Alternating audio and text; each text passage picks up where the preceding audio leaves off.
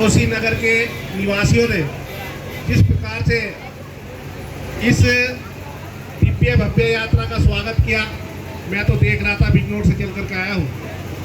इतना उत्साह के साथ में ये शोभा यात्रा का स्वागत हुआ है। समस्त चंदौसी के नगरवासी धन्यवाद के पात्र हैं।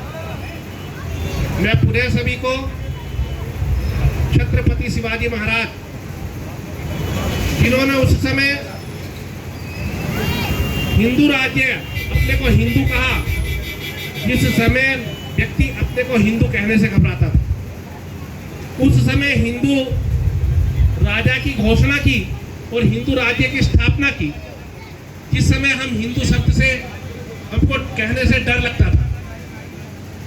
प्यारे भाइयों, जिस प्रकार से छत्रपति शिवाजी महाराज ने अपना त्याग किया, और केवल छत्रपति शिवाजी महाराज नहीं, छत्रपति शिवाजी महाराज के बाद में उनके पुत्र संभाजी, उनके दूसरे पुत्र की पुत्रवधू, जिस प्रकार से पूरे परिवार का बलिदान इस हिंदू समाज की रक्षा और सुरक्षा के लिए हुआ है, उन सबका स्मरण करते हुए हमें इस देश की रक्षा और सुरक्षा के लिए हमेशा तैयार रहना चाहिए। केवल पढ़ने से काम नहीं चलेगा। शोभा यात्रा का आयोजन हुआ, ये संदेश लेकर के यात्रा हुई है, और इस प्रकार से हमको अपना आदर्श स्थापित करना पड़ेगा। छत्रपति शिवाजी महाराज की मृत्यु के बाद में जब औरंगजेब को लगा था कि दक्षिण दिशा की ओर को चल करके वहां अपना राज्य स्थापित कर ले, तो वहां जाते हुए उसके हौसले पस्त हो गए। कारण क्या था कि संभाजी के बाद और संभाजी के भाई की जो पुत्रवधू थी तारावती, उनकी मृत्यु के उपरांत उस क्षेत्र के हरेक व्यक्ति ने छत्रपति शिवाजी के चरित्र का अनुसरण करते हुए अपने को शिवाजी महाराज मानना शुरू कर दिया था, और हर व्यक्ति इसे हिंदू समाज की रक्षा और सुरक्षा के लिए खड़ा होना प्रारंभ हो गया था। ऐसे चरित्र का आपको ध्यान रख करके अपने समाज की रक्षा और सुरक्षा करने के लिए हमेशा खड़ा होना चाहिए। याद रखिएगा, यदि हमने अपने कर्तव्य से विमुखता की तो वो दिन दूर नहीं है कि जब हमको नीचा देखना पड़ेगा। जिस प्रकार से विधर्मी लगातार बढ़ते चले जा रहे हैं, उनका चाल चलन जिस प्रकार का चल रहा है, उसको देख करके लगता है कि यदि हमने उठने का काम नहीं किया, अपने आने वाली पीढ़ियों को हमने समझाने का, संस्कार देने का काम नहीं किया, तो हम सबके सामने समस्याएं आ जाएंगी। समय काफी हो चुका है, कहने के लिए तो बहुत सारी चीजें हैं, लेकिन मेरा आप सबसे निवेदन है कि छत्रपति शिवाजी महाराज के चरित्र को, जीजाबाई के चरित्र को, और ऐसे अनेकों महापुरुष हमारे हुए हैं जिन्होंने इस हिंदू समाज की रक्षा और सुरक्षा के लिए अपने पूरे परिवार का बलिदान देने का काम किया है।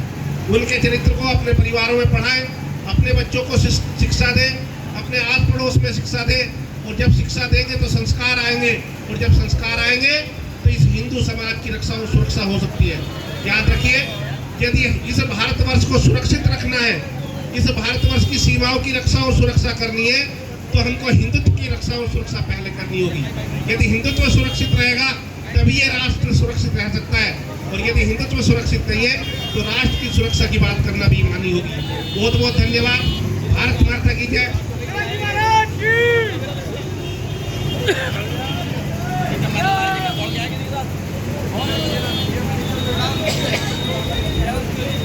सनातन सेवक संघ की ओर से मेरा तो काफी समय से परिचय है। कपिल जी भाई साहब जो लगातार इस समाज की सेवा के लिए लगे रहते हैं, हमने उनसे निवेदन किया है कि केवल चंदौसी नहीं, बल्कि चंदौसी के आसपास का जो क्षेत्र है, उसके लिए आपकी आवश्यकता है। आपको खड़ा होकर के इस समाज की रक्षा और सुरक्षा के भार को उठाना पड़ेगा। और मुझे लगता है कि जब भी कोई आवश्यकता समाज को पड़ती है, तो कपिल जी और कपिल जी नहीं, उनका पूरा परिवार इस काम में लगा रहता है। मैं पुनः सनातन सेवक संघ की ओर से ऐसे परिवार को धन्यवाद देना चाहूँगा, और ईश्वर से प्रार्थना करता हूँ कि परमपिता परमात्मा ऐसे परिवार और ऐसे परिवारों में ऐसे लोग हमेशा उत्पन्न होते रहे, ताकि हिंदू समाज ये सुरक्षित रहे और अपना सिर उठा करके चलता रहे। हमारे समाज की माताएं बहनें शीश उठा करके चलती रहे। बहुत बहुत धन्यवाद। भारत माता की जय।